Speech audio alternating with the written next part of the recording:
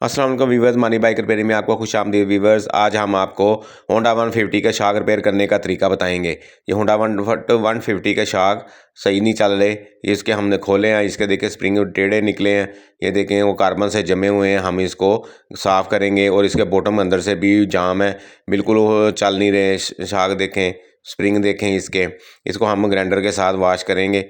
ये देखें इसके ऊपर से सारी जो कार्बन जमी हुई है, मट्टी जमी हुई है, ये सारी हम कार्बन से उतार देंगे। ये देखिए बिल्कुल साफ़ हो गया है।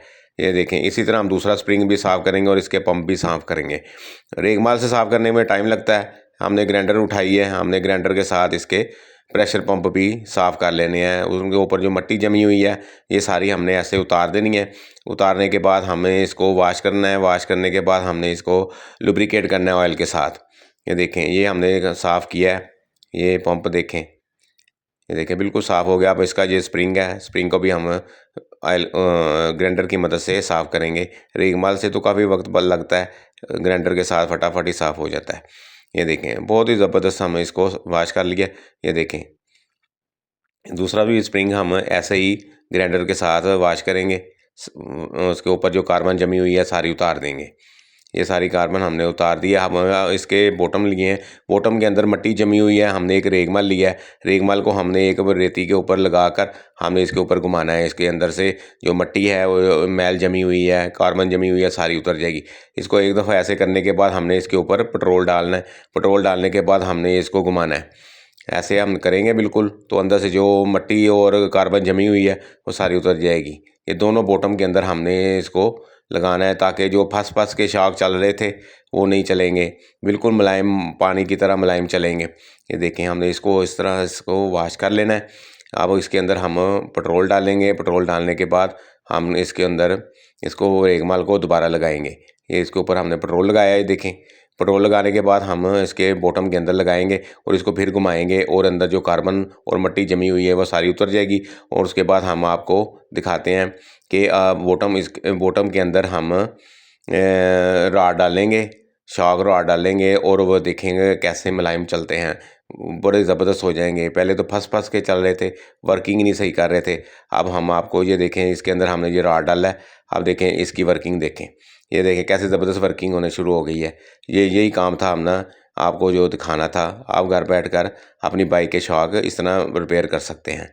ये देखें हमने इसको भी वॉश कर लिया है। दोनों बॉटम हम बार बार लगाकर रॉड चेक करेंगे और ये देखें ये भी कितना मुलायम चल रहा है। जितना मुलायम होगा उतने शाक ज़बरदस्त चलेंगे, बड़े ही ज़बरदस्त चलेंगे। अब हमने इसको लुब्रिकेट करना है। इसके पंप को पहले हमें ऑयल लगाना है। ऑयल लगाने के बाद हमने इसको कपड़े के साथ साफ़ कर देना है। तो इसकी इसी तरह हम स्प्रिंगों को भी ऑयल लगाएंगे। स्प्रिंगों भी ऑयल लगाकर हमने इसको लुब्रिकेट कर देना है। स्प्रिंगों को अच्छी तरह से वॉश करने के बाद तेल लगाने के बाद हमने इसको लुब्रिकेट कर दिया है। अब लुब्रिकेट होके ये बिल्कुल साफ़ और ज़बरदस्त हो गए हैं, जैसे जेन्युइन होते हैं। इसको हम शाक के अंदर लगाएंगे और आपको शाक की फ़िटिंग का भी तरीका बता देंगे कि कैसे इसको फ़िट करते हैं। ऊपर हमने तेल लगाया है, उसको हमने कपड़े के साथ अब साफ़ कर देना है।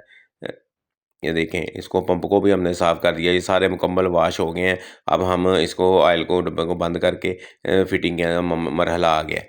अब हमने इसको फिट कर देना है शॉक को, रॉड को उसके अंदर बॉटम के अंदर लगाकर हमने हल्की नट टाइट कर दिया और ऊपर से भी हमने रैंच के साथ पकड़ कर उसको टाइट करके इसमें 150 ml हमने मोबिल फिल किया है।